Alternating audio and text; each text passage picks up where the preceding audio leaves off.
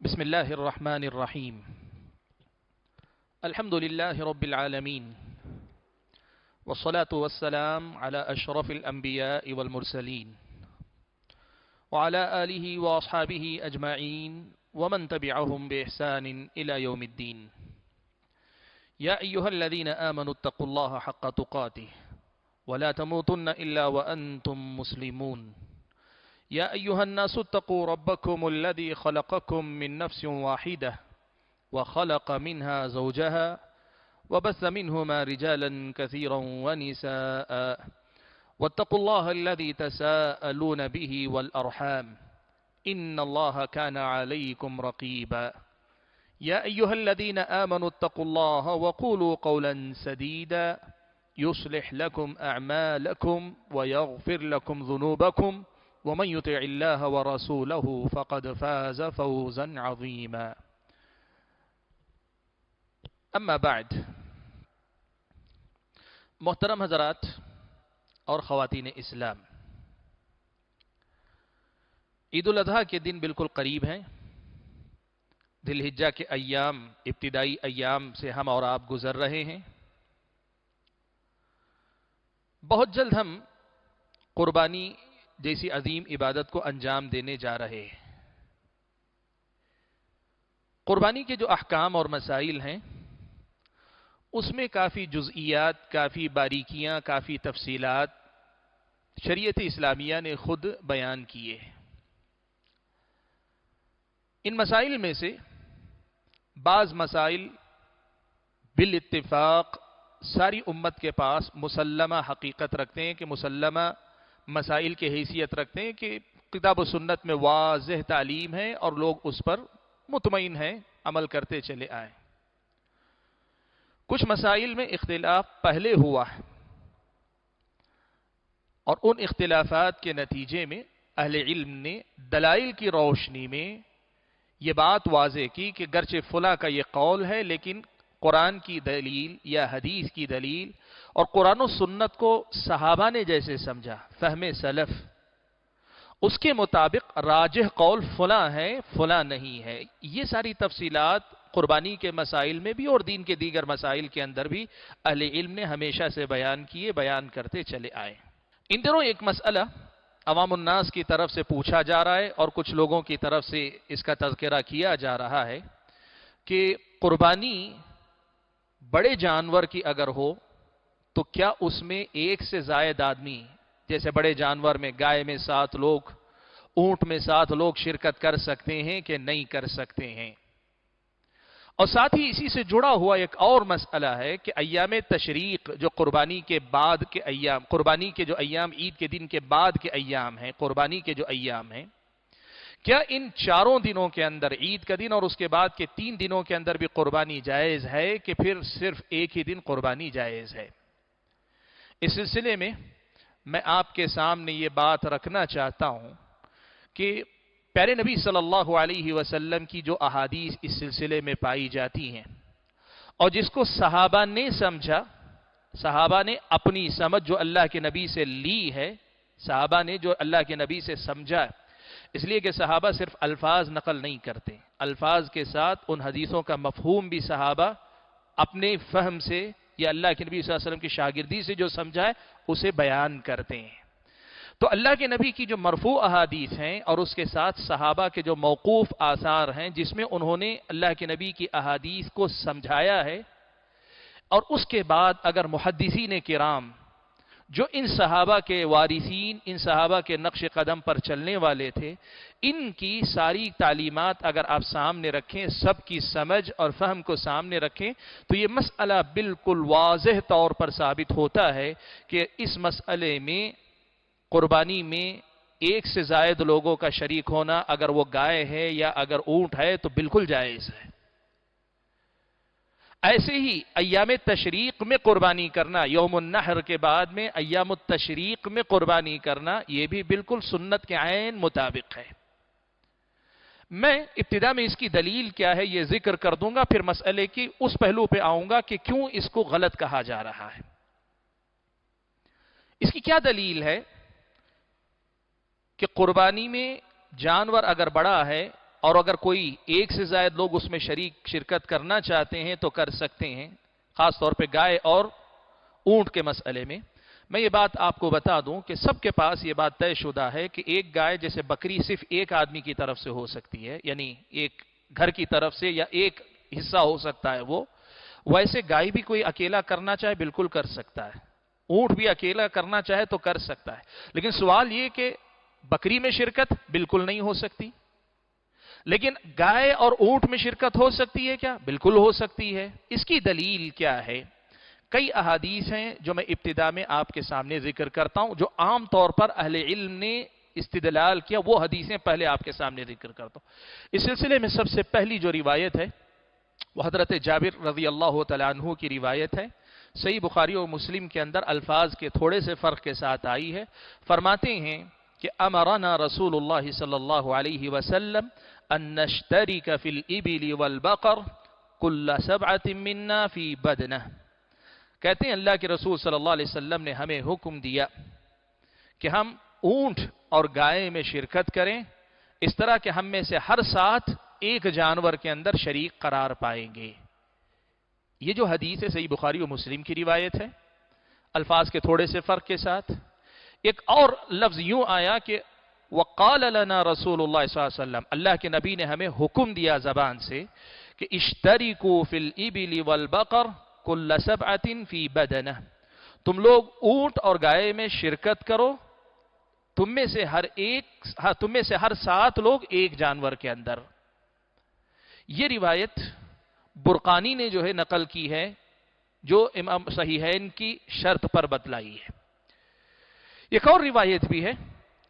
صحیح مسلم کے اندر روایت ہے، اس میں اس کی مزید تفصیل آئی ہے، مزید وضاحت آئی ہے۔ کہتے ہیں حضرت جابر رضی اللہ تعالی عنہ اشترکنا مع النبی صلی اللہ علیہ وسلم فی الحج والعمرۃ کل سبعۃ منا فی بدنہ، ہم نبی علیہ السلام کے ساتھ حج اور عمرے میں شراکت کیے۔ کون سی شراکت؟ ہم میں سے ہر آدمی قربانی کے ہم میں سے ہر 7 لوگ ایک قربانی کے جانور میں شرکت کرتے تھے۔ تو ایک آدمی نے حضرت جابر سے پوچھا ایشترک فی البقر ما یشترک فی الجزور، کیا جس طرح اونٹ میں ہوتی ہے شرکت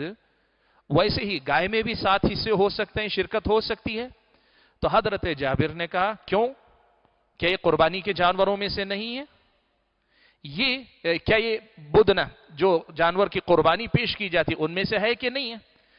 تو یہ صحیح مسلم کی روایت کے الفاظ ہیں۔ اس حدیث میں یہ الفاظ ہیں کہ اللہ کے نبی صلی اللہ علیہ وسلم نے اونٹ میں گائے میں 7 لوگوں کو شرکت کرنے کی اجازت دی۔ حضرت جابر رضی اللہ تعالیٰ عنہ کے الفاظ کے مطابق اللہ کے نبی کے حکم سے کی۔ یہ جو ہے اس حدیث سے پتہ چلتا ہے، پہلی حدیث۔ دوسری حدیث مسند احمد کی ہے،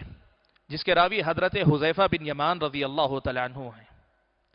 فرماتے ہیں کہ شرک رسول اللہ صلی اللہ علیہ وسلم فی حجتہ بین المسلمین فی البقرۃ عن 7، اللہ کے نبی صلی اللہ علیہ وسلم نے اپنے حج میں یعنی حجۃ الوداع میں مسلمانوں کو آپس میں شریک ہو کر کہ ایک گائے میں 7 لوگ شریک ہو کر قربانی کریں، ایسا کرنے کا اللہ کے نبی نے حکم دیا، 7 لوگوں کو ایک گائے میں شریک قرار دیا۔ یہ مسند احمد کی روایت ہے۔ اس حدیث میں بھی ایک جانور میں 7 لوگوں کی شرکت کا پتہ چلتا ہے۔ تیسری روایت جو سنن کی روایت ہے، حضرت ابن عباس رضی اللہ تعالی عنہما روایت فرماتے ہیں، کہتے ہیں کننا مع النبی صلی اللہ علیہ وسلم فی سفر، حضرت ابن عباس رضی اللہ تعالی عنہما کہتے ہیں کہ ہم سفر میں تھے اللہ کے نبی صلی اللہ علیہ وسلم کے ساتھ، فحضر الاضحى، تو عید الاضحیٰ کی مناسبت آ گئی، عید الاضحیٰ کی مناسبت آ گئی۔ فذبحنا البقرة عن 7 والبعير عن 10، تو ہم نے ایک گائے 7 لوگوں کی طرف سے اور ایک اونٹ 10 لوگوں کی طرف سے ہم نے ذبح کیا۔ 7 اور 10 کا یہ جو مسئلہ ہے، اونٹ میں 10 ہوں گے کہ 7 ہوں گے، میں اس مسئلے پہ ابھی بات نہیں کروں گا کہ وہ ابھی ہمارا مسئلہ نہیں ہے، اہل علم نے اس پر مفصل گفتگو کی ہے۔ لیکن یہاں یہ مسئلہ کہ حضرت ابن عباس کہتے ہیں کہ ہم سفر میں تھے تو عید الاضحیٰ میں اللہ کے نبی صلی اللہ علیہ وسلم نے اونٹ اور گائے میں 7 لوگوں کو اور 10 یعنی 1 سے زائد لوگوں کو شریک ہونے کی اجازت دی۔ ان حدیثوں کی روشنی میں اہل علم نے یہ بات جائز قرار دی ہے کہ آدمی کہیں بھی ہو، حج میں ہو، سفر میں ہو، حج کے علاوہ کسی اور سفر میں ہو، یا پھر یہ کہ آدمی مقیم ہو، کہیں بھی ہو، آدمی اگر 7 لوگ شرکت کرنا چاہیں تو کر سکتے ہیں، کوئی حرج نہیں ہے۔ اس سے کم بھی کرنا چاہیں تو کر سکتے ہیں۔ یہ جو ہے اہل علم نے استدلال کیا، یہ مسئلہ ہے۔ سوال یہ ہے کہ یہ مسئلہ تو ہے، لیکن اب جو مسئلہ اٹھا ہے وہ کیا ہے؟ اب جو مسئلہ اٹھا ہے وہ یہ کہ لوگ یہ کہہ رہے ہیں کہ یہ جو حدیثیں ہیں ان میں اگر آپ غور کر کے دیکھیں گے تو ان میں یا تو حجۃ الوداع میں معاملہ پیش آیا ہے، یا پھر حضرت ابن عباس کی روایت سے پتا چلتا ہے کہ ایک سفر میں ایسا ہوا ہے، اور ایک تیسری روایت ہے جس سے پتا چلتا ہے کہ اللہ کے نبی صلی اللہ علیہ وسلم نے عام حدیبیہ کے موقع پر نبی علیہ الصلوۃ والسلام نے ایسا کرنے کا حکم دیا۔ حدیبیہ اللہ کے نبی صلی اللہ علیہ وسلم عمرے سے کے لیے نکلے تھے، مکہ والوں نے داخل ہونے نہیں دیا، سب لوگوں کو اپنے احرام سے نکلنا پڑا اور فدیے کے طور پر جانور قربان کرنے پڑے۔ تو اللہ کے نبی صلی اللہ علیہ وسلم نے چونکہ عمرے کو جانے والا کوئی جانور اپنے ساتھ لے کر نہیں جاتا، البتہ اللہ کے گھر کو، جس کو حدی کہتے ہیں، اللہ کے گھر کے پاس جا کر ذبح کرنے کے لیے اگر کوئی جانور بیچتا ہے تو اس قسم کے جانور تھے، محدود جانور، تو اللہ کے نبی صلی اللہ علیہ وسلم نے تمام لوگوں کو ساتھ ساتھ شریک ہو کر اونٹ بے گائے میں قربانی کر کے فدیہ ادا کر دینے کا حکم دیا۔ یہ بھی تو کہتے یہ ہیں کہ دیکھو، یا تو جو ہے صلح حدیبیہ سفر کی حالت ہے،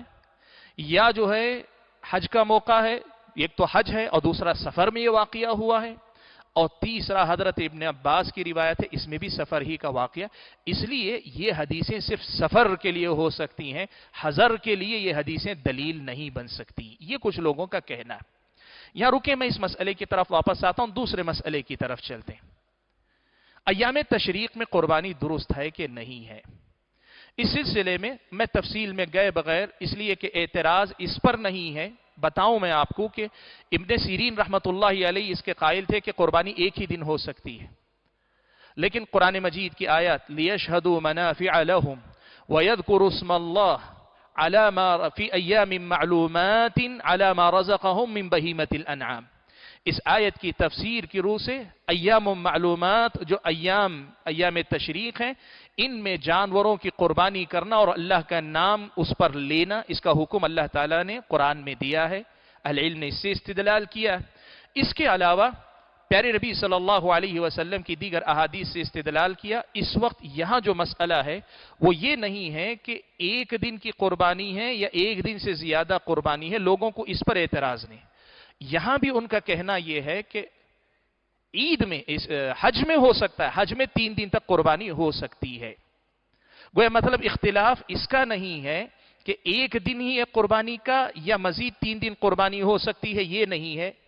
بلکہ اختلاف اس پر ہے کہ یہ قربانی کا مسئلہ ان کے نزدیک بھی ثابت ہے، مانتے ہیں کہ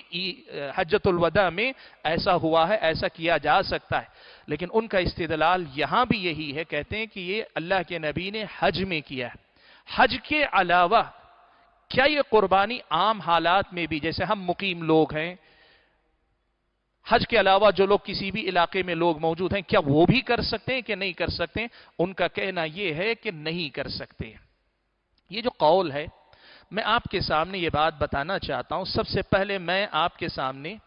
قربانی میں جو شرکت کا مسئلہ ہے اس مسئلے پر بات کروں گا، اور پھر اس کے بعد قربانی میں شرکت کا مسئلہ اور اس کے ساتھ ایام تشریق کا مسئلہ، کیا یہ صرف سفر کے ساتھ خاص ہے یا ان حدیثوں میں آیا ہوا مسئلہ حضر کے لیے بھی عام ہے؟ اس کی تفصیل پر میں آپ کے سامنے بات کروں گا۔ دیکھیں، ہم سب سے پہلے دیکھتے ہیں کیا پیارے نبی صلی اللہ علیہ وسلم سے ان حدیثوں کے علاوہ جو ابھی ہم نے ذکر کی، جن میں حجۃ الوداع کا ذکر آیا ہے، حدیبیہ کا ذکر آیا ہے، اور اس کے علاوہ نبی علیہ الصلوۃ والسلام سے سفر کا ذکر آیا ہے، ان کے علاوہ کوئی ایسی حدیث ملتی ہے جس میں نبی علیہ الصلوۃ والسلام نے یا صحابہ نے، نبی علیہ الصلوۃ والسلام نے خود کہا ہو، کیا ہو، یا صحابہ کرام نے بتایا ہو کہ قربانی میں 7 لوگ شریک ہو سکتے ہیں یا 1 سے زائد لوگ شریک ہو سکتے ہیں، بتایا ہے کہ نہیں بتایا ہے؟ ان حدیثوں کے علاوہ میں بتا رہا ہوں کہ ان حدیثوں میں بھی دلیل ہے، ہم اسے سمجھیں گے بعد میں پھر سے ایک بار، لیکن اس مسئلے پہ ہم بات کریں کہ سفر کے ذکر کے بغیر، حج کے تذکرے کے بغیر، حدیبیہ کا جو سفر کا تھا اس کے ذکر کے بغیر کیا قربانی کا تذکرہ موجود ہے؟ میں آپ کو بتانا چاہتا ہوں، ہاں، پیارے نبی صلی اللہ علیہ وسلم سے اور صحابہ سے متعدد احادیث میں اس بات کا صریح ثبوت ہے کہ قربانی میں ایک سے زائد آدمی اونٹ اور گائے کے اندر شرکت کر سکتا ہے۔ صحیح روایتیں موجود ہیں۔ مسئلہ بس یہ ہے کہ یہ وہ حدیثیں عام طور پر لوگ جن کتابوں میں حدیثیں تلاش کرتے ان کتابوں میں نہیں ملی تو لوگوں نے یہ کہہ دیا حدیث ہے ہی نہیں۔ ایسا تو نہیں ہو سکتا۔ اپنے علم کے قصور کو دین کی طرف سے، دین سے تو نہیں جوڑا جا سکتا۔ میں آپ کو بتاؤں پیارے نبی صلی اللہ علیہ وسلم سے اور صحابہ سے اس کا ثبوت کہاں ملتا ہے۔ 5 حوالے آپ کو دے رہا ہوں اور یہ بھی بتا رہا ہوں کہ یہی صرف 5 نہیں، ڈھونڈیں تو اور بھی شاید مل سکتے ہیں۔ میں نے صرف، چونکہ میں نے کہا کہ اصل جو روایتیں پہلے ذکر کی وہی خود دلیل ہیں، مزید دلیل کی ضرورت نہیں، لیکن تنزلاً ایسی بھی روایتیں ہیں، یہ بتانے کے لیے صرف میں 5 حوالے آپ کے سامنے پیش کر رہا ہوں۔ ڈھونڈنے والوں کو خاص طور پہ صحابہ کے آثار اور زیادہ مل سکتے ہیں۔ سب سے پہلی خود پیارے نبی صلی اللہ علیہ وسلم کی مرفوع حدیث ہے، طبرانی نے اسے روایت کیا ہے، امام طبرانی نے اسے روایت کیا ہے۔ پیارے نبی صلی اللہ، طبرانی نے اپنی کتاب المعجم الکبیر کے اندر روایت کیا ہے۔ حضرت عبداللہ ابن مسعود رضی اللہ تعالیٰ عنہ روایت فرماتے ہیں کہ نبی علیہ السلام نے فرمایا البقرۃ عن 7، گائے 7 لوگوں کی طرف سے، والبدنۃ عن 7، اونٹ 7 لوگوں کی طرف سے، فی الاضاحی، قربانی کے اندر، قربانی کے اندر۔ دیکھیں، یاد رکھیں، اس میں جو ذکر آیا ہے، نہ اس میں سفر کا لفظ آیا ہے،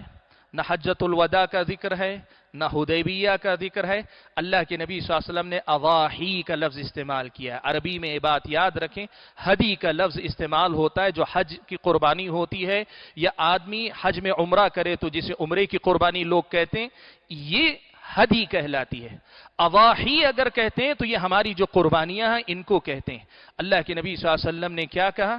البقرۃ عن 7 والبدنۃ عن 7 فی الاضاحی، قربانی میں گائے 7 لوگوں کی طرف سے، اونٹ 7 لوگوں کی طرف سے۔ شیخ البانی رحمت اللہ علیہ نے اس حدیث کو صحیح الجامع کے اندر صحیح قرار دیا ہے۔ صحیح اور صریح روایت ہے کہ قربانی میں 7 لوگ گائے میں اور 7 لوگ اونٹ میں شریک ہو سکتے ہیں۔ اتنی واضح حدیث کے بعد سارے مسئلے ختم ہو جانا چاہیے۔ اتباع سنت کے طلبگار اب دائیں بائیں نہ دیکھیں، تعویل نہ کریں، حدیث صحیح ہے، صریح ہے، واضح، اس کو قبول کر لیں۔ ایک حدیث، ایک دلیل۔ چلیے آگے بڑھتے ہیں دوسری روایت کی طرف۔ یہ دوسری جو روایت ہے یہ امام شعبی کا جو ہے، یہ دوسری جو روایت ہے یہ امام شعبی کا اثر ہے، امام شعبی کا اثر ہے، اور امام شعبی تابعی ہیں، اور یہ روایت کر رہے ہیں حضرت عبداللہ ابن عمر اور صحابہ کے بارے میں۔ یہ روایت کہاں ہے؟ ابن عبد البر نے اپنی کتاب التمہید کے اندر اس روایت کو نقل کیا، اور اس کو ذرا تفصیل سے سمجھے، اس میں سارے مسئلے کا خلاصہ آپ کو مل جائے گا۔ شعبی کہتے ہیں سألت ابن عمر، میں نے عبداللہ ابن عمر رضی اللہ تعالی عنہما سے پوچھا، قلت الجزور والبقرۃ تجزئ عن 7، اونٹ اور گائے 7 لوگوں کی طرف سے کافی ہو جائے گی؟ قال فقال، تو حضرت عبداللہ ابن عمر نے کہا، یا شعبی ولہا 7 انفس، اے شعبی، کیا جانور کی 7 جانیں ہیں؟ کیا جانور کی 7 جانیں ہیں؟ کیا مطلب؟ یعنی حضرت عبداللہ ابن عمر کی رائے یہ ہے، ان کی اپنی رائے یہ ہے کہ نہیں، ایک جانور ایک ہی کی طرف سے ہو سکتا ہے۔ کیوں؟ اس لیے کہ جانور کی ایک جان ہے تو ایک آدمی کی طرف سے قربان ہو سکتی، 7 لوگوں کی طرف سے قربان کرنے کے لیے کیا اس کی 7 جانیں ہیں؟ یہ حضرت عبداللہ ابن عمر رضی اللہ تعالی عنہما نے استدلال کیا۔ اب مسئلہ تو تھا وہ جو کہہ رہے ہیں کہ 7 جانیں، ایک جان ایک ہی طرف سے ہو سکتی ہے۔ شعبی نے حضرت عبداللہ ابن عمر کی یہ بات سن کر کہا، قلت ان اصحاب محمد صلی اللہ علیہ وسلم يزعمون ان رسول اللہ صلی اللہ علیہ وسلم سن الجزور والبقرة عن 7۔ میں نے کہا کہ عبداللہ ابن عمر، محمد صلی اللہ علیہ وسلم کے دوسرے جو صحابہ ہیں وہ صحابہ یہ کہتے ہیں کہ رسول اکرم صلی اللہ علیہ وسلم نے اونٹ اور گائے کو 7 لوگوں کی طرف سے مسنون قرار دیا ہے، 7 لوگوں کی طرف سے مسنون قرار دیا ہے۔ اب یہاں دیکھیں حضرت عبداللہ ابن عمر رضی اللہ تعالی عنہما کا جواب شعبی نے کس سے دیا؟ ایک تو اللہ کے نبی صلی اللہ علیہ وسلم سن رسول اللہ کے نبی نے مسنون قرار دیا، اور اصحاب محمد آپ اکیلے یہ کہہ رہے ہیں، ورنہ دیگر صحابہ تو کہتے ہیں کہ 7 ہو سکتے ہیں۔ قال فقال ابن عمر، تو حضرت عبداللہ ابن عمر نے وہ بات سن کر کہا، اپنے مجلس میں بیٹھے کسی دوسرے آدمی سے کہا، فقال ابن عمر لرجل اکذالک یا فلان، کیا بات ایسی ہی اے فلان؟ قال نعم، انہوں نے کہا کہ ہاں میں نے بھی گویا دوسرے صحابہ کو ایسے بتاتے ہوئے سنا ہے۔ قال ما سمعت بهذا، انہوں نے کہا میں نے تو ایسا نہیں سنا۔ پتہ کیا چلا؟ اللہ کے نبی صلی اللہ علیہ وسلم نے مسنون قرار دیا، اس میں بھی سفر کا تذکرہ نہیں ہے، اس میں بھی حجۃ الوداع کا تذکرہ نہیں، اس میں بھی حدیبیہ کا ذکر نہیں، عام روایت ہے۔ اس سے معلوم ہو رہا ہے کہ یہ حکم عام ہے، یہ اللہ کے نبی صلی اللہ علیہ وسلم سے حضرت عبداللہ ابن عمر رضی اللہ تعالی عنہما کے علاوہ جو دیگر صحابہ ہیں ان کی روایت، اس میں مرفوع اللہ کے نبی کا قول ہے۔ ساتھ میں یہ بھی پتا چلتا ہے کہ عام صحابہ یہی بات بتایا کرتے تھے لوگوں کو۔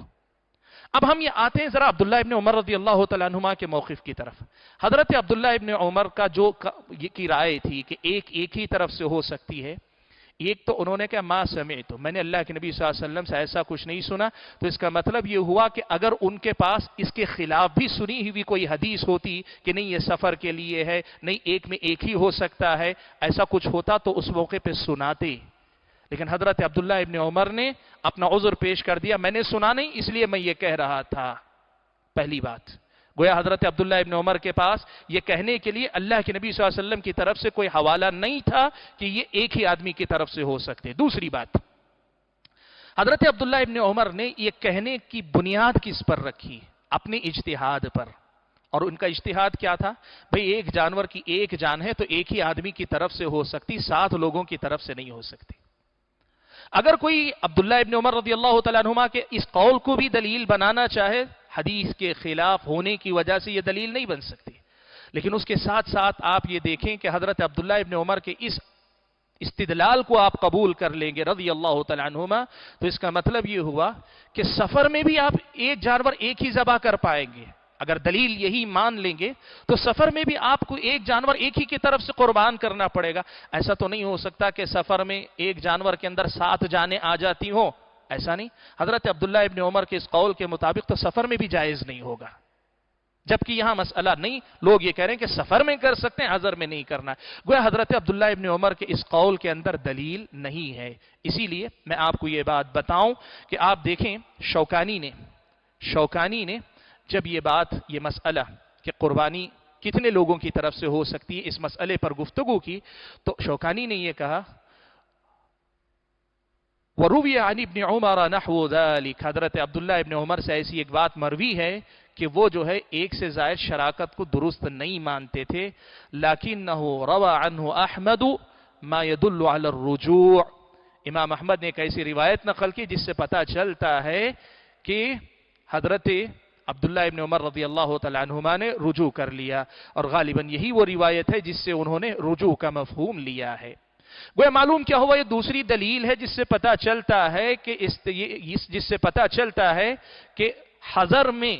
اس میں سفر کا ذکر نہیں، حجۃ الوداع کا ذکر نہیں، حدیبیہ کا ذکر نہیں، حضر میں لوگ شرکت کر سکتے ہیں۔ سن رسول اللہ صلی اللہ علیہ وسلم، یہ جو ہے امام شعبی نے نبی علیہ السلام کے صحابہ سے روایت کیا ہے، یہ دوسری دلیل ہوئی۔ اسے آپ چاہیں تو اس میں 2 حصے ہیں، ایک تو اللہ کے نبی کی مرفوع حدیث ہے، اور دوسرا یہ کہ صحابہ کے آثار بھی، یعنی صحابہ بھی یہی فتویٰ دیا کرتے، یہ دونوں باتیں ایک ہی روایت کے اندر آپ کو ملتی ہیں۔ اس لیے اس کو آپ 2 شمار کر لیں یا ایک بھی مان لیں۔ تو اگلی روایت کی طرف ہم آتے ہیں۔ اگلی روایت سنن ترمذی کی ہے، اور یہ حضرت علی ابن ابی طالب رضی اللہ تعالیٰ عنہ کا اثر ہے۔ حضرت علی ابن ابی طالب رضی اللہ تعالیٰ عنہ کا اثر کیا ہے؟ اس کا تعلق آپ دیکھیں حجۃ الوداع میں نہیں کہہ رہے ہیں، یہ نہ سفر میں پوچھا گیا ہے۔ حضرت علی رضی اللہ تعالیٰ عنہ یہ حضر کے مسائل میں حالت حضر میں بیان کر رہے ہیں، اس لیے کہ حضر ہی سے متعلق دیگر مسائل اس حدیث کے اندر آ رہے ہیں، تو ساری کی ساری بات حضر میں ہو رہی ہے، اور یہی بات امام ترمذی نے بھی سمجھی ہے۔ امام ترمذی نے ابواب الاضاحی میں باب باندھا ہے، باب فی الضحیۃ باعضباء القرن والاذن، کن کٹا یا پھر یہ کہ سینگ ٹوٹا جانور قربان کیا جا سکتا ہے کہ نہیں، اس مسئلے کی وضاحت کرتے ہوئے حضرت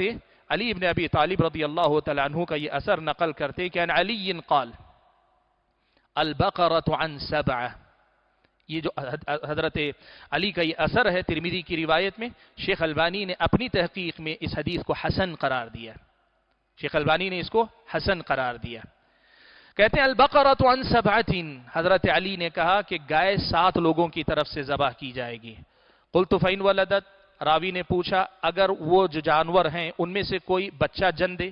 قربانی کے لیے آپ نے لے لیا، اس کے بعد بچہ جنے، قال اذبح ولدها معه، اس کے بچے کو اس کی ماں کے ساتھ ہی قربانی میں ذبح کر دو۔ قلت فالعرجاء، کہا اگر جانور لنگڑا ہو، قال اذا بلغت المنسک، کہا کہ اتنا لنگڑا ہو کہ آسانی سے پہنچ سکتا ہے قربانی کی جگہ، منسک قربانی کی جگہ، تو کر سکتے ہو ورنہ نہیں کر سکتے۔ اس سے پتہ چلتا ہے کہ حضرت علی بات کر رہے ہیں شہر میں جہاں لوگ لے جا کر قربانی کریں، شہر کی بات حضرت علی کر رہے ہیں۔ قلت فمکسورۃ القرن، حضرت علی سے میں نے پوچھا کہ سینگ ٹوٹا ہوا، قال لا باس، یہ حضرت علی کہتے تھے کوئی حرج نہیں، حضرت علی کی رائے تھی، کہتے تھے امرنا رسول اللہ صلی اللہ علیہ وسلم او امرنا، اللہ کے رسول نے ہمیں حکم دیا یا ہمیں حکم دیا گیا، ان نستشرف العینین والاذنین، اللہ کے نبی نے ہمیں آنکھ اور کان کا جائزہ لینے کا حکم دیا۔ حضرت علی رضی اللہ تعالیٰ عنہ نے یہ جو سینگ کے سلسلے میں چھوٹ دی اس کے لیے دلیل بتائی کہ ہمیں حکم ان کا دیا گیا ہے۔ دیکھیے اس روایت میں جو میں جملہ بتانا چاہتا ہوں وہ 2 حصے، ایک تو البقرۃ عن سبع حضرت علی کا قول ہے، حضرت علی کا اثر ہے جو بتاتا ہے کہ جانور 7 لوگوں کی طرف سے، گائے 7 لوگوں کی طرف سے ہو سکتی ہے، اور باقی حصے سے یہ بتانا چاہ رہا ہوں کہ مزید، اس لیے کہ اتنا کہنا خود کافی، اس لیے کہ سفر کا تذکرہ نہیں ہے، حدیبیہ کا ذکر نہیں، حجۃ الوداع کا ذکر نہیں، نہ کسی اور حج کا ذکر ہے، عام مسئلہ حضرت علی بتا رہے ہیں۔ اور دوسرا یہ کہ باقی جو مسائل وہ خود بھی تائید کرتے ہیں کہ یہ حضر کے لیے بھی ہے اور حضر ہی کے لیے بلکہ اصل میں ہے۔ یہ ہوا حضرت علی رضی اللہ تعالیٰ عنہ کا اثر۔ اس کے بعد آپ کے سامنے میں ایک روایت پیش کر رہا ہوں، یہ حضرت حسن ابن علی رضی اللہ تعالیٰ عنہ کی روایت ہے۔ یہ روایت امام احمد نے اپنی مسند کے اندر اور اس کے ساتھ امام حاکم نے اپنی مستدرک کے اندر روایت کیا، اور ان کے علاوہ دیگر اہل علم نے بھی اپنی کتابوں میں روایت کیا۔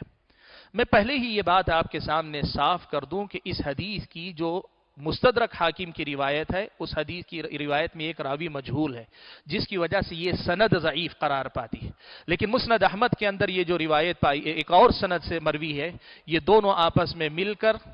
حسن لغیرہ بن سکتی ہیں، اور اس سے آگے بڑھ کر یہ کہ حدیث میں آیا ہوا جو مسئلہ ہے اس مفہوم کی تائید پچھلی جو ذکر کی گئی حدیثیں ہیں ان سے اس کی تائید ہوتی ہے، تو یہ حدیث متابعات اور شواہد کی وجہ سے، متابع اور شاہد کی وجہ سے یہ حدیث حسن بنتی ہے، حسن لغیرہ کے درجے تک پہنچتی ہے، اسی لیے اس حدیث کو حجت کے طور پر آپ کے سامنے پیش کر رہا ہوں۔ حدیث کیا ہے؟ حضرت حسن ابن علی رضی اللہ تعالیٰ عنہ فرماتے ہیں کہ امرنا رسول اللہ صلی اللہ علیہ وسلم فی العیدین، رسول اکرم صلی اللہ علیہ وسلم نے ہمیں حکم دیا کہ ہم عیدین میں، حج میں نہیں کہا، صرف سفر میں نہیں کہا، عیدین میں، جو کہ اصل حالت اقامت میں ہوتی، حضر میں ہوتی ہے، ان نلبس اجود ما نجد، سب سے بہتر جو کپڑا ہمیں ملے وہ ہم پہنیں، وان نتطیب باجود ما نجد، سب سے بہترین خوشبو جو میسر ہو وہ ہم استعمال کریں، وَأَن نُضَحِّيَ بِأَسْمَنَ مَا نَجِدْ، جو سب سے موٹا تازہ جانور ہمارے میسر ہو اس کی ہم قربانی کریں، الْبَقَرَةَ عَنْ سَبْعَةٍ وَالْجَزُورَ عَنْ عَشَرَةٍ، گائے 7 لوگوں کی طرف سے، اونٹ 10 لوگوں کی طرف سے۔ اللہ کے نبی نے ہمیں حکم دیا ہے اللہ کے نبی نے ہمیں حکم دیا ہے کہ عیدین میں ہم کریں کہ جانور 7 لوگوں کی طرف سے، گائے 7 لوگوں کی طرف سے اور اونٹ 10 لوگوں کی طرف سے۔ یہ مسئلہ میں بول چکا ہوں کہ 10 کے ساتھ یہ ایک اور مسئلہ ہے، فی الوقت یہ مسئلہ نہیں، لیکن یہاں جو بتانا مقصد ہے وہ یہ کہ اللہ کے نبی نے عیدین میں عام حکم دیا ہے کہ 7 لوگوں کی طرف سے ایک جانور ہو سکتا ہے۔ وَأَن نُظْهِرَ التَّكْبِيرَ وَعَلَيْنَا السَّكِينَةُ وَالْوَقَارُ، یہ روایت ہے۔ حاضرین گرامی، میں نے آپ کے سامنے 4 روایتیں، اگر آپ مرفوع اور موقوف حصے کو دوسری روایت الگ کر لیں، 5 حوالے میں نے آپ کے سامنے ذکر کیے، موقوف اور مرفوع، ان کے علاوہ بھی تلاش کریں تو مل سکتے ہیں۔ یہ بات ہم اور آپ جان سکتے ہیں، سمجھ سکتے ہیں۔ اس سے پتہ چلتا ہے کہ ہم اور آپ قربانی میں 1 سے زائد لوگ، 7 لوگ بالکل شریک ہو سکتے ہیں۔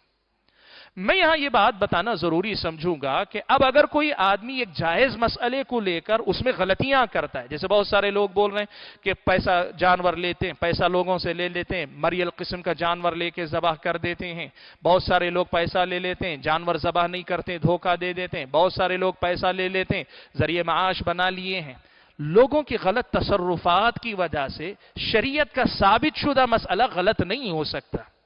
اس لیے جب علمی مسئلے پہ بات کریں تو دلیل کی بات کریں، اس سے آگے کی ادھر ادھر کی باتوں کو نہیں جوڑنا چاہیے۔ وہ غلط ہے اگر ایسا کچھ ہو رہا ہے، لوگوں کے ساتھ دھوکہ ہو رہا ہے، مریل قسم کے جانور لے کے ذبح کر رہے ہیں، جو بہتر سے بہتر کا انتخاب ہونا وہ نہیں کر رہے ہیں، تو پھر یہ ساری وہ چیزیں ہیں جس پہ نکیر ہونی چاہیے، بالکل کریں آپ، لیکن اس کے لیے جائز مسئلے کو غلط نہ ٹھہرائیں۔ معلوم یہ ہوا کہ ان حدیثوں سے، ان حوالوں سے پتہ چلتا ہے کہ ہم اور آپ بالکل قربانی میں شرکت کر سکتے ہیں۔ یہ اللہ کے نبی صلی اللہ علیہ وسلم کا حکم بھی ہے اور صحابہ کا بتایا ہوا مسئلہ ہے، اس پہ عمل کرنے میں کوئی جھجک ہمارے اندر نہیں ہونی چاہیے۔ آئیے ہم مسئلے کو تھوڑا اور آگے لے کر چلتے ہیں۔ یہ جو پہلے حدیثیں میں نے ذکر کی، حضرت جابر کی روایت، حضرت ابن عباس کی روایت، حضرت حذیفہ کی روایت، جس میں سفر کا ذکر ہے، جس میں حج کا ذکر ہے، کیا ان روایتوں سے حضر کے لیے استدلال نہیں کیا جا سکتا؟ اور ایسے ہی مسئلہ یہ ہے، لوگوں نے کہا نہیں یہ سفر سے متعلق حدیثیں اس لیے ان کو دلیل نہیں بنا سکتے۔ لوگوں نے یہ کہا کہ نہیں یہ حج سے متعلق مسائل ہیں، اور یہی بات ایام تشریق میں قربانی کے بارے میں کہی گئی کہ حج میں اللہ کے نبی صلی اللہ علیہ وسلم نے ایام تشریق میں قربانی کی ہے، لہٰذا اسے صرف حج کے ساتھ خاص رکھنا چاہیے، اسے عام نہیں رکھنا چاہیے۔ میں یہ بات بتا دینا چاہتا ہوں کہ اب یہ جو مسئلہ ہے یہ حدیث کے قبول یا رد کرنے کا مسئلہ ہے نہیں، اب یہ مسئلہ حدیث کے فہم کا ہے کہ حدیث سے ہم کیا مسئلہ سمجھ رہے ہیں۔ کچھ لوگ یہ سمجھنا چاہ رہے ہیں کہ نہیں چونکہ یہ سفر میں ہوا وہ سفر ہی کے ساتھ خاص رہے گا، چونکہ وہ حج میں ہوا اس لیے حج کے ساتھ خاص رہے گا، حج کے مسئلے سے عام عید کے مسائل میں استدلال نہیں کیا جا سکتا، یا سفر میں ہوئے واقعے سے عام حالت قیام کی عید پر استدلال نہیں کیا جا سکتا۔ یہ کچھ لوگوں کی اپنی فہم ہے، اپنی سمجھ ہے۔ کیا یہ فہم صحیح ہے کہ نہیں ہے، اس کا ہم جائزہ لیتے ہیں۔ اس کا اگر ہم جائزہ لینا چاہیں تو میں کچھ بنیادی باتیں آپ کے سامنے ذکر کرنا چاہتا ہوں۔ دیکھیے سفر کے سلسلے میں یہ مسئلہ یاد رکھیں، اللہ کے نبی صلی اللہ علیہ وسلم سفر و حضر دونوں جگہ پر اللہ کے نبی صلی اللہ علیہ وسلم اسوہ ہیں۔ اللہ کے نبی صلی اللہ علیہ وسلم نے جو کام سفر میں کیے اس سے حضر میں استدلال، جو حضر میں کیے اس سے سفر میں استدلال عام مسائل میں کیا جاتا ہے، اور یہ سارے اہل علم کے پاس متفقہ مسئلہ ہے۔ ہاں کچھ مخصوص مسائل ایسے آتے ہیں جیسے مسائل جو سفر ہی میں پیش آنے والے ہوں تو ان کے سلسلے میں کسی خاص دلیل سے اہل علم کہتے ہیں نہیں اس دلیل کی وجہ سے اسے سفر کے ساتھ خاص رکھا جاتا ہے۔ میں اس مسئلے کی تھوڑی سی وضاحت آپ کے سامنے کرتا ہوں۔ سفر میں ایک واقعہ اگر پیش آتا ہے تو اسلام میں ایسی کوئی تفریق نہیں کہ جو چیزیں سفر میں پیش آئیں وہ صرف سفر کے لیے ہوں گی۔ سفر میں کچھ چیزیں سفر سے متعلق ہوتی ہیں، کچھ عام زندگی سے متعلق ہوتی ہیں۔ عام زندگی سے متعلق مسائل اس پر جو ہے عمل اہل علم نے عام لیا ہے، صرف سفر کے ساتھ خاص نہیں رکھا ہے۔ سفر میں واقعہ پیش آیا لیکن وہ سفر کا خاص حصہ نہیں، اس مسئلے کا سفر و حضر دونوں سے تعلق ہے، تو اہل علم نے دونوں کے لیے ہمیشہ استدلال کیا ہے، اور اس کی مثالیں بہت ہے شریعت اسلامیہ کے اندر۔ میں ایک چھوٹی سی مثال آپ کے سامنے ذکر کرتا ہوں، رافع ابن خدیج رضی اللہ تعالیٰ عنہ کی ایک روایت۔ پیارے نبی صلی اللہ علیہ وسلم سے وہ کہتے ہیں کہ اللہ کے نبی انا لاقوا العدو غدا، اے اللہ کے نبی کل ہمارا دشمن سے سامنا ہے، جنگ میں کل ہمارا دشمن سے سامنا ہے، سفر میں پیش آیا واقعہ ہے، یا آپ کہیں جنگ میں پیش آیا واقعہ۔ کل جب جانور زخمی ہو کر گر جائیں گے تو ذبح کرنے کی ضرورت پیش آئے گی، اور ذبح کرنے کے لیے چھوٹی جو ذبح کرنے کی چھری ہو سکتی ہے استعمال کی، جو چھوٹی چھری وہ ہمارے پاس نہیں ہے، تو ہم کیا کریں؟ جانور جو ہے فوراً ذبح نہیں کی گئے تو بے وجہ مر جائیں گے۔ تو اللہ کے نبی صلی اللہ علیہ وسلم نے کہا کہ جو بھی چیز دھاردار ہو، تیز ہو، دھاردار چیز ہو، وہ خون بہانے میں کام آ سکتی ہو، یعنی ذبح کے کام آ سکتی ہو، اس سے ذبح کر دو، ذبح ہو جائے گا، سوائے دانت اور ناخن کے۔ دانت کے سلسلے میں اور ناخن کے سلسلے میں منع کر کے اللہ کے نبی صلی اللہ علیہ وسلم نے کہا تم دھاردار چیز، کسی بھی دھاردار چیز سے، جیسے کوئی تیز پتھر لے کر، یا مثال کے طور پہ کوئی لکڑی بھی اگر بہت تیز دھار والی ہے تو اس سے، یا کوئی تیسری چیز اگر ہمارے زمانے جیسے کہتے لوہے کا کوئی ٹکڑا ہے، تیز چاقو نہیں ہے لیکن لوہے کا دھاردار کوئی ٹکڑا ہے، جو دھاردار چیز ہو، جو ہے خون بہا دے، جو خون بہانے کے کام آئے، اس سے تم ذبح کر دو۔ یہ واقعہ پیش آیا سفر میں، لیکن اہل علم نے کبھی یہ نہیں کہا کہ یہ صرف سفر میں چھوٹ ہے کہ ذبح کریں تو چھری ہی سے ذبح کریں، چھری کے علاوہ کسی اور چیز سے ذبح نہ کریں، یہ نہیں کہا۔ اور یہ بھی نہیں کہا یہ صرف جنگ میں ہوا تھا، جنگ ہی میں ایسا کرنا چاہیے، جنگ سے باہر ایسا نہیں کرنا چاہیے، ایسا نہیں کہا۔ یہ بھی نہیں کہا کہ جانور جلدی مرنے کے قریب ہو تو یہ چھوٹ ہے کہ تم قربان جانور کو کسی بھی چیز سے ذبح کر دو، ورنہ جب جانور صحیح سالم ہو تو چاقو ہی سے ذبح کرنا چاہیے، یہ بھی لوگوں نے نہیں کہا۔ حالانکہ یہ سب کچھ کہنے کی گنجائش اس میں موجود ہے، لیکن اہل علم نے اس حدیث سے عام استدلال کیا ہے۔ تو پتہ یہ چلا کہ اللہ کے نبی صلی اللہ علیہ وسلم کے سفر میں پیش آنے والے وہ واقعات جن واقعات کا سفر سے خاص تعلق نہیں، وہ سفر و حضر دونوں سے متعلق ہوں، تو اصل یہی ہے کہ اللہ کے نبی کا قول یا فعل یا تقریر وہ عام ہوگی، ہر مسئلے میں ہم استدلال کریں گے، الا کہ کوئی دلیل ہمیں اضافی باہر سے کوئی دلیل ملے، جیسے کسی صحابی نے کہہ دیا اللہ کے نبی نے یہ صرف سفر میں چھوٹ دی تھی، یا حدیث میں صراحت کے ساتھ ایسی کوئی قید آ جائے جیسے اللہ کے نبی خود فرمائے جب تم سفر کرو تو ایسا کرو، ایسی کوئی قید اللہ کے نبی کی زبانی یا صحابہ کی طرف سے آتی، تب ہم اس مسئلے کو بھی سفر کے ساتھ خاص کر دیں گے۔ یہاں اس مسئلے میں ایسا کچھ نہیں ہوا ہے۔ اور دوسری بات، جو بات ایام تشریق کے سلسلے میں کہی گئی اور قربانی میں شراکت داری کے میں بھی کہی گئی، کہا کہ نہیں یہ اللہ کے نبی نے حج میں کیا ہے، حج کے مسئلے کو عام دلیل نہیں بنا سکتے۔ میں بات آپ کو بتانا چاہتا ہوں، یہ رائے کہ یہ حج میں ہوا اسے صرف حج کے ساتھ خاص رکھنا چاہیے، اسے عام دلیل نہیں بنانا چاہیے، یہ ایک نئی رائے ہے، حدیث کی ایک نئی فہم ہے، نئی سمجھ ہے۔ ورنہ شریعت اسلامیہ کی یہ مسائل آپ جان لیں کہ اللہ کے نبی صلی اللہ علیہ وسلم نے قربانی جو حج کی ہوتی ہے اور قربانی جو عید کی ہوتی ہے، ان دونوں کے احکام اللہ کے نبی صلی اللہ علیہ وسلم نے بیان کیے۔ حج میں جو ذبح ہوتا جانور ہے اسے ہدی کہتے ہیں، الہدی، ہدی ہدایا کہتے ہیں، اور یہ جو ہے قربانی جو ہوتی ہے اس کو الاضحیہ کہتے ہیں۔ میں یہ بات آپ کے سامنے کہہ رہا ہوں کہ بالاتفاق صحابہ، تابعین، سلف صالحین سب کے پاس وہ عید کی قربانی کے مسئلے ہوں یا پھر یہ کہ حج کی قربانی کے مسئلے ہوں، دونوں کے مسائل مشترکہ ہیں، دونوں کے مسائل مشترکہ ہیں۔ یہ بہت اہم بات ہے، آپ اس کو سمجھیں، اور میں جو کہہ رہا ہوں اس کے سلسلے میں آپ کے سامنے حوالے دوں گا۔ یہ دونوں کے دونوں مسائل مشترک ہیں، الا کہ کوئی ایسا مسئلہ دلیل کی روشنی میں آئے جس سے پتا چلے کہ نہیں یہ مسئلہ ہدی کے ساتھ خاص ہے، حج کی قربانی کے ساتھ خاص ہے یا اضحیہ کی قربانی کے ساتھ خاص ہے، ایسا کوئی مسئلہ۔ ورنہ اللہ کے نبی صلی اللہ علیہ وسلم نے جو مسائل بیان کیے دونوں کے دونوں مشترک مسائل ہیں۔ کیسے؟ دیکھیے میں آپ کو ایک چیز بتاتا ہوں۔ ہدی کے سلسلے میں اللہ کے نبی صلی اللہ علیہ وسلم جو قربانی کا جانور ہوتا ہے اس کے اندر کیا کیا شرائط ہونے چاہیے، آپ تفصیل دیکھیے، اہل علم نے ساری کی ساری تفصیلات وہ بیان کی ہیں جو قربانی کے جانور میں آئی ہیں۔ عیب دار نہیں ہونا چاہیے، فلاں عیب فلاں عیب فلاں عیب، یہ ساری تفصیلات قربانی کے جانور کے سلسلے میں آئی ہیں، لیکن 1400 سال کی پوری تاریخ میں اہل علم نے وہی احادیث ہدی جو قربانی کا جانور ہے ان کے اندر شرائط کو پابندی ان کی رکھی ہے، اس لیے کہ یہ دونوں مسائل ایک ہیں۔ جو مسائل ہدی کے ہوتے ہیں، عید کے سلسلے میں جو حج میں مسائل ہوتے ہیں، حج کے احکام کے علاوہ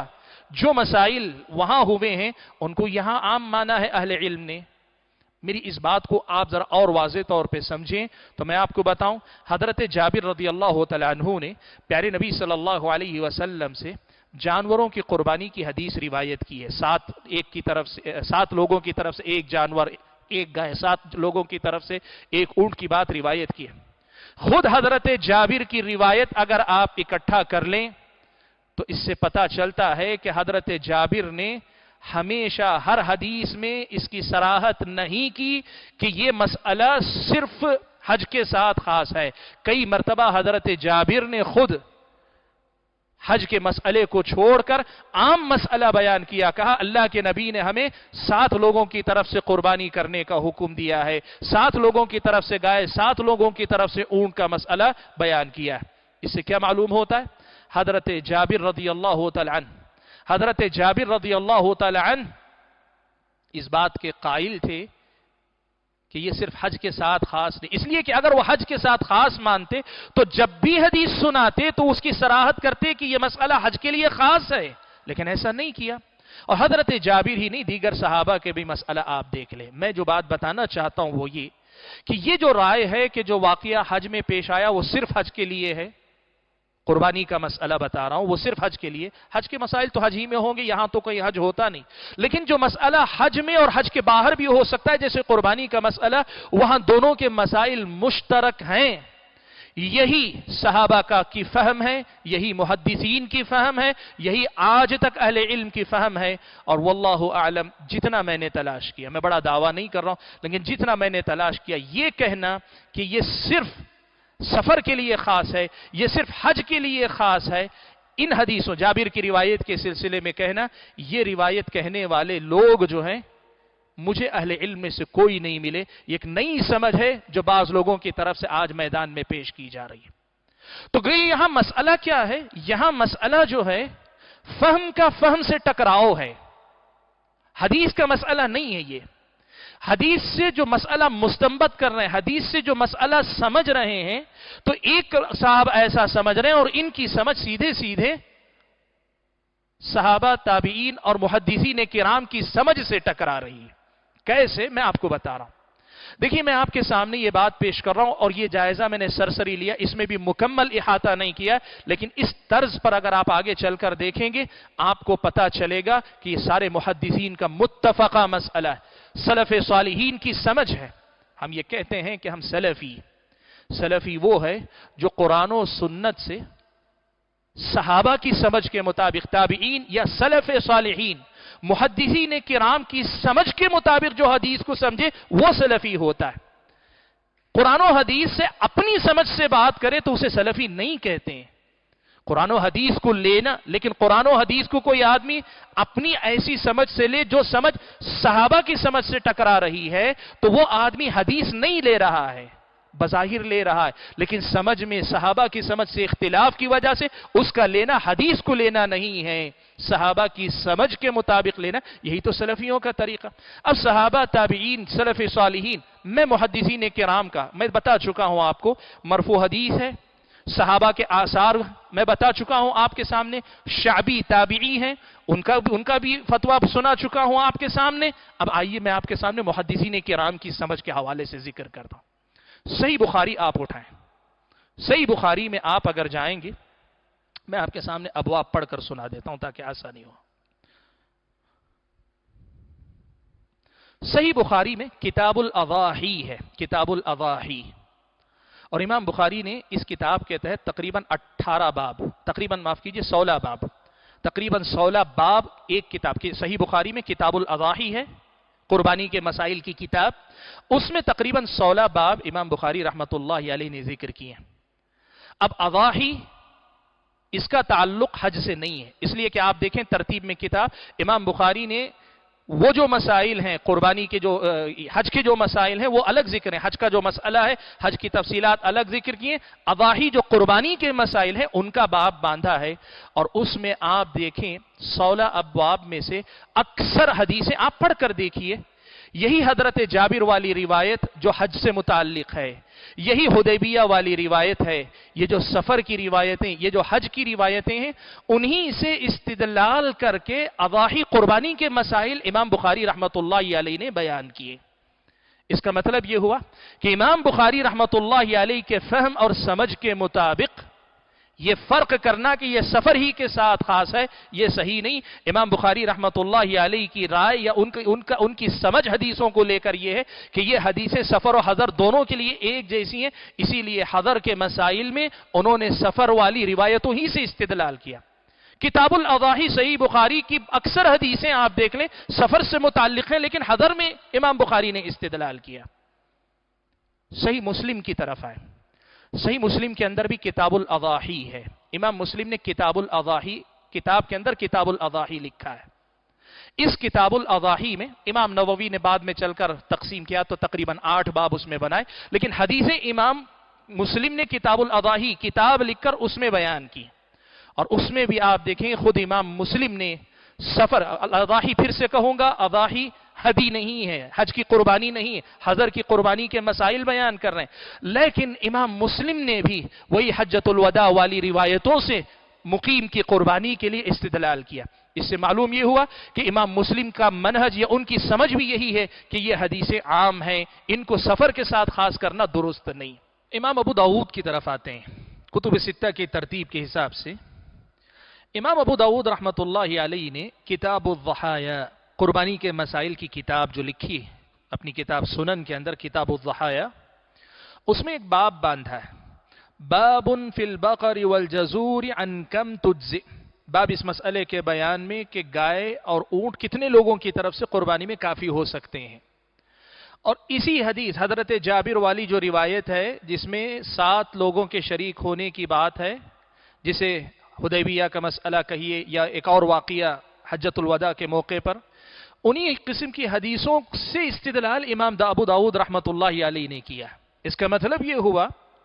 کہ خود امام ابو داؤد کی نظر میں بھی یہ مسئلہ ان کی اپنی فہم اور سمجھ کے مطابق یہی ہے کہ یہ جو ہے سفر کے ساتھ خاص نہیں، سفر اور حضر دونوں کے لیے۔ ترمذی کی طرف آئیے، امام ترمذی نے ابواب الاضاحی میں باب باندھا ہے، باب ما جاء فی الاشتراک فی الاضحیہ، باب اس حدیث کا بیان جو قربانی میں شرکت یا شراکت کے سلسلے میں آئی ہے۔ امام ترمذی نے بھی اسی حدیث سے استدلال کیا کہ ایک سے زائد لوگ اس میں شریک ہو سکتے ہیں، تو اس کا مطلب یہ ہوا کہ امام ترمذی کی سمجھ اور فہم کا بھی یہی ان کے فہم کے مطابق بھی یہ حدیث سفر کے ساتھ خاص نہیں ہے، سفر و حضر دونوں کے لیے یہ مسئلہ ہے۔ امام نسائی کی طرف آئیے، امام نسائی فی الکبریٰ، امام نسائی فی الصغریٰ، دونوں کتابوں کے اندر ایک ہی باب، ایک ہی جیسا باب امام نسائی نے اپنی دونوں کتابوں کے اندر باندھا ہے۔ وہ کہتے ہیں باب ما تجزئ عنہ البقرۃ فی الضحایا، باب قربانی میں گائے کتنے لوگوں کی طرف سے کافی ہو سکتی ہے۔ اسی حدیث سے، یہی حدیث جو امام حضرت جابر رضی اللہ تعالی عنہ والی ہے، اسی عام حدیث سفر والی حدیث سے سفر و حضر دونوں کے لیے امام ابو داؤد رحمت اللہ علیہ، امام نسائی نے اپنی کتاب السنن الکبریٰ اور السنن الصغریٰ دونوں میں استدلال کیا۔ امام ابن ماجہ کی طرف آئیے، امام ابن ماجہ نے اپنی کتاب سنن کے اندر باب باندھا ہے، باب عن کم تجزئ البدنۃ والبقرہ، اس مسئلے کے بیان میں کہ گائے اور اونٹ کتنے لوگوں کی طرف سے کافی ہو سکتے ہیں۔ انہوں نے بھی اس حدیث کو اس باب میں لایا ہے اور اس سے استدلال کیا ہے، قربانی جو حضر کا مسئلہ ہے اس میں استدلال کیا ہے کہ 7 لوگوں کی طرف سے ہو سکتی ہے گائے، اس کا استدلال امام ابن ماجہ نے بھی کیا۔ کتب ستہ کے یہ میں نے 6 نام لیے، بخاری ہیں، مسلم ہیں، ابو داؤد ہیں، ترمذی ہیں، نسائی ہیں، ابن ماجہ ہیں۔ اور میں بتاؤں بعض اہل علم کے پاس ابن ماجہ کے بجائے دارمی چھٹی کتاب کہلاتی ہے۔ امام دارمی کے پاس بھی اگر آپ دیکھیں انہوں نے بھی باب باندھا ہے، باب البدنۃ عن سبعۃ والبقرۃ عن سبعۃ، باب اس مسئلے کے بیان میں کہ اونٹ 7 لوگوں کی طرف سے کافی ہو سکتا ہے، گائے 7 لوگوں کی طرف سے کافی ہو سکتی ہے، اور یہی سفر والی یا حج والی روایتوں ہی سے امام دارمی نے بھی استدلال کیا۔ بعض لوگوں کے نزدیک کتب ستہ میں ابن ماجہ بھی نہیں، دار بھی نہیں، موطا امام مالک کی موطا کو چھٹی کتاب مانتے ہیں۔ کتب ستہ کے اس اگر ترتیب کو مانے آپ تو امام مالک نے اپنی موطا کے اندر باب باندھا ہے الشریکۃ فی الضحایا وعن کم تذبح البقرۃ والبدنہ، کہ قربانی میں شراکت داری کا بیان اور گائے اور اونٹ کتنے لوگوں کی طرف سے کافی ہو سکتی ہے، یہ بات امام مالک نے موطا کے اندر بیان کی ہے۔ یہ کتب ستہ کے، اور کتب ستہ ہی کے نہیں، آپ کو معلوم ہونا چاہیے حدیث کی کتابیں ابواب پر بھی ترتیب دی جاتی ہیں، حدیث کی کتابیں مسانید صحابہ کے نام پر بھی ترتیب دی جاتی ہیں، تو ابواب کے نام پر جو کتابیں ترتیب دی گئیں ان میں سے میں صرف چند کا انتخاب کر کے بتا رہا ہوں۔ کتب ستہ کے علاوہ امام ابو عوانہ جنہوں نے صحیح مسلم پر مستخرج لکھی ہے، انہوں نے بھی باب باندھا ہے، باب بیان الخبر الدال على اجازت شرکت السبعہ فی البقرۃ للاضحیہ، باب اس مسئلے کے باب اس حدیث کے بیان میں جو اس مسئلے کی دلیل بنتی ہے کہ گائے میں 7 لوگ شریک ہو سکتے ہیں۔ یہ امام ابو عوانہ بھی ہیں۔ امام بیہقی دو کتابوں کے اندر معرفت السنن والآثار میں بھی اور سنن الکبریٰ کے اندر بھی دونوں میں یہ باب باندھتے ہیں الاشتراک فی الہدی والاضحیہ، الاشتراک فی الہدی والاضحیہ، باب اس مسئلے کے بیان میں کہ ہدی جو قربانی کا جانور ہے اور اضحیہ جو عام عید کی قربانی ہے، ان دونوں میں ایک سے زائد لوگوں کا جانور میں شریک ہونا گائے میں اور اونٹ میں جائز ہے، اور یہی حدیث لائی ہے۔ سبحان اللہ، امام بیہقی کی اس باب سے یہ مسئلہ مزید واضح ہوتا ہے جو میں نے ابھی ابتدا میں آپ کے سامنے بیان کیا کہ محدثین کے نزدیک یہ بات ہے کہ حج کے اندر جو مسائل صرف حج کے ساتھ ہیں وہ تو خاص ہیں، لیکن جو مسائل حج میں اور قربانی میں مشترک ہیں ان دونوں میں قربانی کے دلائل حج کے مسائل کے لیے، یعنی حج کی قربانی کے مسائل یا حج میں آنے والے مسائل کے لیے، یا حج کے سلسلے میں آئے ہوئے مسائل جن کا قربانی سے تعلق ہو، وہ مقیم کی قربانی کے لیے استدلال کرنا یہ محدثین کا منہج رہا ہے۔ محدثین کا اس پر جو ہے پوری طریقے سے کہیے کہ عمل رہا ہے، اور یہ باب دیکھیں الاشتراک فی الہدی والاضحیہ، مسئلہ عید کی قربانی کا ہو، مسئلہ حج کی قربانی کا ہو، دونوں میں شراکت جائز ہے۔ میں احاطہ نہیں کیا ہوں، صرف یہ بتانا چاہتا ہوں کہ نبی علیہ السلام کی مرفوع حدیث، صحابہ کے آثار، تابعی کا قول، اور ان کے ساتھ ساتھ محدثین کا یہ مسئلہ رہا ہے کہ وہ سب ان مسائل کو سفر کے ساتھ خاص نہیں مانتے تھے، اس کو حج کے ساتھ خاص نہیں مانتے تھے۔ تو حدیث کی جو فہم اللہ کے نبی نے خود پیش کی، صحابہ نے جو سمجھی، تابعی نے جو پیش کی، محدثین کرام کی پوری جماعت جس پر متفق ہے وہ یہ کہ ان حدیثوں سے سفر و حضر دونوں کے لیے استدلال کیا جا سکتا۔ پھر آج اگر کوئی آ کر یہ کہے کہ نہیں یہ صرف سفر کے لیے ہے، قربانی میں شراکت داری نہیں، ایام تشریق کا مسئلہ صرف حج کے لیے ہے، تو یہ ایک نئی سمجھ ہے، حدیث کی بات نہیں ہے۔ یہ حدیث کو سمجھنے کے سلسلے میں ایک نئی سمجھ پیش کی جا رہی ہے، اور میں نے جیسے کہا میں نے کوشش کی مجھے اس مسئلے میں حضرت ابن عمر کا قول ملا کہ وہ ابتدا میں یہ کہتے تھے کہ ایک ہی آدمی، ایک جانور ایک ہی کی طرف سے ہو سکتا ہے، لیکن بعد میں انہوں نے رجوع کر لیا، جیسا کہ تفصیلی اثر بھی ذکر کیا، اور شوکانی کا میں نے کی طرف سے نقل بھی کیا کہ امام شوکانی کہتے ہیں کہ حضرت عبداللہ ابن عمر نے اس سے رجوع کر لیا۔ ان کے علاوہ مجھے نہیں ملا کہ کوئی اور اہل علم میں سے اس کا قائل رہا ہو، اور مان لیں اگر اہل علم میں سے کوئی قائل بھی رہے ہوں تو پھر یہ تو دلیل کی روشنی میں مرجوع ہے۔ پھر کیا مطلب ہے سلفی ہونے کا؟ ہم تو سلفی ہیں، سلفی ہونے کا مطلب یہ ہے کہ ہم محدثین کے طرز پر، محدثین کے منہج پر، یا ان سے پہلے صحابہ کی سمجھ کو مقدم رکھ کر ہم حدیثوں کو سمجھتے ہیں۔ یاد رکھیں حدیث وہی ہے، لیکن حدیث کو سمجھنا ایک میری سمجھ ہے، ایک آپ کی ہے، اور ہم دونوں کے مقابلے میں محدثین کی پوری جماعت کا اتفاق ہے۔ حتیٰ کہ میں آپ کو بتانا چاہتا ہوں तमहीद में इब्न अब्दुल बर ने यह बात नकल की है कि इमाम अबू जाफर तहावी रहमतुल्लाहि अलैहि ने कहा है कि सारे अहले इल्म का इस पर इत्तिफाक है कि कुर्बानी में, जानवर गाय और ऊंट की कुर्बानी में 7 लोग शरीक हो सकते, इस पे सारे लोगों का इत्तिफाक। इमाम अबू जाफर तहावी ने नकल किया कि सारे अहले इल्म का इस पर इत्तिफाक है कि ये जो कुर्बानी में 7 लोगों की शिरकत का मसला है, सब हो सकते हैं।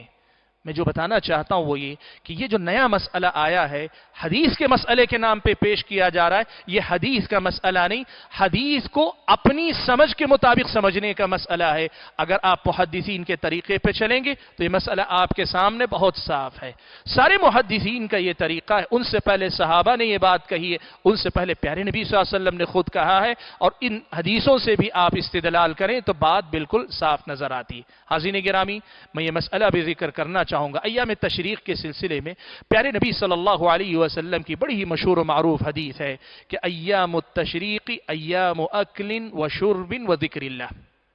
कि अय्याम तशरीक जो हैं ये खाने पीने और अल्लाह के जिक्र के दिन है। कुछ लोगों ने इस हदीस से यह मफहूम लिया है कि इसका मतलब यह कि इन दिनों में कुर्बानी नहीं की जा सकती। मैं ये बात कहना चाहूंगा कि पहले यह तय कर लें, इस हदीस को अगर आप ये माना ले रहे हैं कि अय्याम तशरीक में कुर्बानी नहीं हो सकती, तो फिर हज गैर हज दोनों में नहीं होना चाहिए। अगर हदीस का यही मफहूम है तो, अगर हदीस का यही मफहूम है तो फिर नहीं होना चाहिए। हज गैर हज की तो वजाहत नहीं है इस हदीस में। अल्लाह के नबी ने कहा इसमें यही काम, इनके अलावा किसी दिन कुर्बानी नहीं होनी चाहिए। लेकिन इस्तिदलाल करने वाले वो लोग हैं जो कहते हैं हज में अय्याम तशरीक में भी हो सकती है। तो इसका मतलब यह हुआ कि हज में अय्याम तशरीक में जब आप कुर्बानी जायज मानते हैं तो फिर आपने इस मफहूम को रद्द कर दिया। या अगर आप ये कहना चाहते हैं कि हज में अय्याम तशरीक में जायज है, तो फिर आपको इस हदीस से इस्तिदलाल नहीं करना चाहिए, इसलिए कि इस हदीस में हज गैर हज की बात नहीं आई है, इससे इस्तिदलाल आपको नहीं करना चाहिए। इससे आगे बढ़कर मैं आपको बताना चाहूंगा, अगर बात यही है कि अय्याम तशरीक सिर्फ खाने पीने और अल्लाह के जिक्र के दिन है, तो फिर आपको यह मफहूम आपका इस हदीस से समझना गलत है। क्यों? आप सूरह हज की जो आयत है, लियशहदू मनाफिअ लहुम वयज़कुरु स्मल्लाहि अला मा रज़क़हुम वयज़कुरु स्मल्लाहि फी अय्यामिन मअलूमातिन अला मा रज़क़हुम मिन बहीमतिल अनआम, इस आयत की तफसीर में जाकर देखें, 3 दिन अल्लाह ताला ने जानवरों पर अल्लाह ताला का नाम लेकर ज़बह करने के अल्लाह ताला ने अय्याम मालूमात कहा है। और हजरत अब्दुल्लाह इब्न उमर ने यह शरह तफसीर की है कि अय्याम मालूमात से मुराद अय्याम तशरीक ही है। कुरान की आयत के अय्याम मालूमात नस से मालूम होते हैं कि ये जानवरों पर अल्लाह का नाम लेकर अल्लाह का शुक्र अदा करने के दिन है, कुर्बानी के दिन है। और हजरत अब्दुल्लाह इब्न उमर की तफसीर के मुताबिक ये कुर्बानी के दिन है। तो इसका मतलब ये हुआ कि अय्याम तशरीक कुर्बानी के दिन है। हां, अगर आप ये दलील लेना चाहते हैं कि ये सिर्फ हज के लिए खास हैं, तो फिर उसका जवाब मैं आपके सामने दे चुका हूं। ये आपकी समझ है, जो समझ सहाबा की समझ से टकराती है, जो समझ मुहद्दिसीन की समझ से टकराती है। मुहद्दिसीन का तरीका यही है कि जो मसाइल हज के साथ खास नहीं है, कुर्बानी के अंदर हज की कुर्बानी हो या आम कुर्बानी, उनमें मुश्तरक मसाइल में दोनों की दलीलें एक दूसरे के मसाइल के लिए इस्तिदलाल करेंगे, इस्तिंबात करेंगे। यही मुहद्दिसीन का तर्ज है। मैं ये समझता हूं कि इतनी वाज़ेह बात हमारे सामने मौजूद है, तो फिर हमें इधर उधर परेशान होने की जरूरत नहीं। इस हदीस से इसलिए भी इस्तिदलाल महल नजर हो सकता है कि बाज़ अहले इल्म ने ये जो लफ्ज़ अय्याम तशरीक है कि अय्याम तशरीक अय्याम अक्लिन व शुर्बिन व ज़िक्रिल्लाह, इसमें लफ्ज़ अय्याम तशरीक ही से इस्तिदलाल किया है कि ये कुर्बानी के दिन है। अय्याम तशरीक इसी से इस्तिदलाल किया है कि ये कुर्बानी के दिन है। गोया अल्लाह के नबी ने यह कहा कि अय्याम तशरीक यानी ये कुर्बानी के दिन, कुर्बानी के अलावा मजीद जो है खाने पीने और अल्लाह का जिक्र करने के दिन है। यह मफहूम बाज़ अहले इल्म ने लिया। वो कहां से लिया है मफहूम का? तशरीक का जो लफ्ज है, तशरीक का जो लफ्ज है, इसके माने फाड़ने के होते हैं। फाड़ने के, किसी चीज को फाड़ना। शर्क कहते हैं मशरिक, जहां से सूरज जो है अंधेरे को चीरता हुआ निकलता है। शर्क के माने फाड़ने, काटने के कहा। इसी से माना मालूम होता है कि यह कुर्बानी के दिन, अय्याम तशरीक अल्लाह के नबी ने जो नाम दिया है, इसी से मालूम होता है कि यह कुर्बानी के दिन है। कई हदीस के मफहूम में है कि यह कुर्बानी के दिन है। और बाज़ अहले इल्म ने कहा तशरीक से मुराद तक़दीदुल लहम, काटने से मुराद गोश्त के, आज हम जिसे कहते हैं कबाब बनाना, कबाब बनाना, काटना, वो दिन मुराद है। तो कहा अहले इल्म ने कि ये तीनों के तीनों दिन, ईद के दिन के बाद जो मजीद 3 दिन है, ये तशरीक गोश्त के दुरुस्त करने, काट कर उसके टुकड़े बनाने के दिन है। अब ऐसा तो नहीं होगा कि ईद के दिन कुर्बानी करने के बाद तीसरे दिन तक कोई आदमी बैठा इंतजार करेगा, नहीं मैं चौथे दिन जाकर गोश्त के जो है कबाब बनाऊंगा। इससे मालूम होता है कि किसी भी दिन आदमी का जानवर ज़बह कर सकता है, और जानवर ज़बह करने के बाद वो गोश्त काटने के दिन गोश्त के हिस्से, जिसको कहे कबाब बनाना, टुकड़े बनाना, गोश्त महफूज रखना, तकसीम, इसके दिन है। लफ्ज़ अय्यामुत तशरीक ही से इस्तिदलाल किया। तो जो लोग ये कह रहे हैं कि अल्लाह के नबी ने कहा अय्यामुत तशरीक अय्यामु अक्लिन व शुर्बिन व ज़िक्रिल्लाह, खाने पीने और अल्लाह के जिक्र ही के दिन है, उनसे गुजारिश ये है कि ये जो पहला लफ्ज़ खुद अहले इल्म ने इससे जो इस्तिंबात इस्तिदलाल किया, उसकी तरफ भी जरा तवज्जो दें। और मैं ये बात भी कहना चाहूंगा कि इसके साथ साथ ये मफहूम लेना इसलिए भी गलत हो सकता है कि इब्न हिब्बान, मुस्नद अहमद और बैहकी वगैरह के अंदर एक और रिवायत आई है, उसके अल्फाज है कुल्लु अय्यामित तशरीक ज़ब्हुन, अय्यामुत तशरीक के पूरे दिन ज़बह हो सकता है। कुल्लु अय्यामित तशरीक ज़ब्हुन, अय्यामुत तशरीक के पूरे दिन ज़बह हो सकता है। अब इस हदीस से इस्तिदलाल से पहले यह बात मैं साफ जरूर करना चाहूंगा, अहले इल्म ने इस हदीस को ज़ईफ करार दिया, अहले इल्म ने इस हदीस को ज़ईफ करार दिया। आपको अक़वाल मिलेंगे कि मुख्तलिफ अहले इल्म ने इसे ज़ईफ कहा है, लेकिन शेख अलबानी रहमतुल्लाहि अलैहि ने इस हदीस की जब तखरीज की सिलसिलतुल अहादीथ सहीहा में, तो शेख अलबानी रहमतुल्लाहि अलैहि ने इस मसले पर तफसील से रोशनी डालते हुए कहा कि यह हदीस हज़रत जुबैर इब्न मुतइम, उनके अलावा एक और सहाबी, और हज़रत अबू सईद खुदरी और हज़रत अबू हुरैरा रज़ियल्लाहु तआला अन्हु, इन सहाबा से मरवी है। या यूं कहा है कि जुबैर इब्न मुतइम सहाबा में से एक सहाबी, रजुल मिन असहाबिन नबी, और अबू सईद या अबू हुरैरा रज़ियल्लाहु तआला अन्हु से, यानी 3 सहाबा से, 3 या 4 सहाबा से। इसलिए कि औ का मतलब सनद में इख्तिलाफ है कि वो अबू सईद हैं कि अबू हुरैरा। इनसे जिक्र करने के बाद शेख अलबानी ये कहते हैं कि अहले इल्म ने जो हुक्म लगाया है हर एक सनद को अलग अलग देखकर, हज़रत अबू हुरैरा की सनद से ज़ईफ है, अबू सईद खुदरी की रिवायत से ज़ईफ है, हज़रत जुबैर इब्न मुतइम की सनद से ज़ईफ है, या सहाबा में से एक सहाबी के नाम से जो आई है वो उससे ज़ईफ है, अलग अलग कहा है। शेख अलबानी ने अपनी तरफ से ये कहा है कि मैं तमाम हदीसों का, तमाम सनदों को इकट्ठा करके मैं देखता हूं, तो मेरा अपनी बहस का, तहकीक का नतीजा इस नतीजे पर पहुंचता है कि यह हदीस इंशाअल्लाह कम से कम हसन दर्जे तक पहुंचती है। अगर शेख अलबानी रहमतुल्लाहि अलैहि के इस कौल को आप माने, इस तहकीक को कबूल करें, जो कि दीगर अहले इल्म के एक एक हदीस के दिरासे के मुकाबले में तमाम सनदों के दिरासे पर मबनी है, तब फिर यह हदीस इस बात की दलील है कि यह जो माना लिया जा रहा है कि अय्यामुत तशरीक, अय्याम तशरीक खाने पीने और अल्लाह के जिक्र ही के दिन है, शेख अलबानी की इस रिवायत के, शेख अलबानी की तहकीक के मुताबिक हदीस के ये अल्फाज हैं कि अय्याम तशरीक में से हर दिन कुर्बानी हो सकती है। तो इसका मतलब यह हुआ कि यह जो इस्तिदलाल किया जा रहा है, यह इस्तिदलाल दुरुस्त नहीं है। आज एक बात आपके सामने मैं रखना चाहता हूं, हाज़रीन गिरामी, अहले इल्म को चाहिए कि जब कोई मसला किसी हदीस से समझ में आता है तो अपनी समझ लोगों के सामने पेश करने से पहले और उसकी बुनियाद पर एक मसला खड़ा करने से पहले यह देख लें कि मेरी समझ कहीं मुहद्दिसीन, सहाबा, ताबीईन के ज़मान की समझ से बेहतर से उनसे टकराती तो नहीं। और अगर आप जानते हैं फिर भी अपनी समझ पे इसरार करते हैं, तो कहीं ना कहीं शायद ये इस्तिदलाल है कि मैं जो समझा वही समझ है सहाबा, ताबीईन, मुझसे पहले के मुहद्दिसीन, और सारे मुहद्दिसीन मुत्तफ़क़ा तौर पर जिस समझ के कायल हों उसकी कोई हैसियत नहीं, मेरी ही अपनी हैसियत है। ऐसा अगर कोई आदमी समझे तो फिर ये कोई अच्छी अलामत नहीं। और जो लोग मसले मसाइल में अहले इल्म की बातें सुनते हैं, कभी भी ऐसा नहीं होना चाहिए। कुछ लोगों की तबीयत होती है, जब कभी कोई नया मसला आता है उचक लेते हैं, नहीं उचकना नहीं, जब कभी जो जारी सारी मसले की तरफ से आए तो फिर आप उचकने के मिजाज के बजाय तहकीक का मिजाज पैदा करें। आप अगर तफसील से देखेंगे, आपने देखा मैंने आपके सामने मुख्तलिफ हवालों से बात रखी है, समझने वाले अगर समझना चाहें तो बात वाज़ेह है। मैं इतनी ही बात कहना चाहूँगा। अल्लाह से दुआ करता हूँ कि अल्लाह ताला मुझे, आप सभी हजरात और ख़वातीन को दीन के मसाइल कुरान और सुन्नत के दलाइल की रोशनी में समझने की तौफीक अता फरमाए, और दलाइल को सहाबा, ताबीईन, मुहद्दिसीन की समझ के मुताबिक समझने की तौफीक अता फरमाए। बात खत्म करने से पहले ये दोहरा दूं, याद रखिए मसला कभी बेदलील होता है तब भी गलत होता है, مسئلہ کبھی دلیل دی جاتی ہے لیکن دلیل صحیح نہیں ہوتی،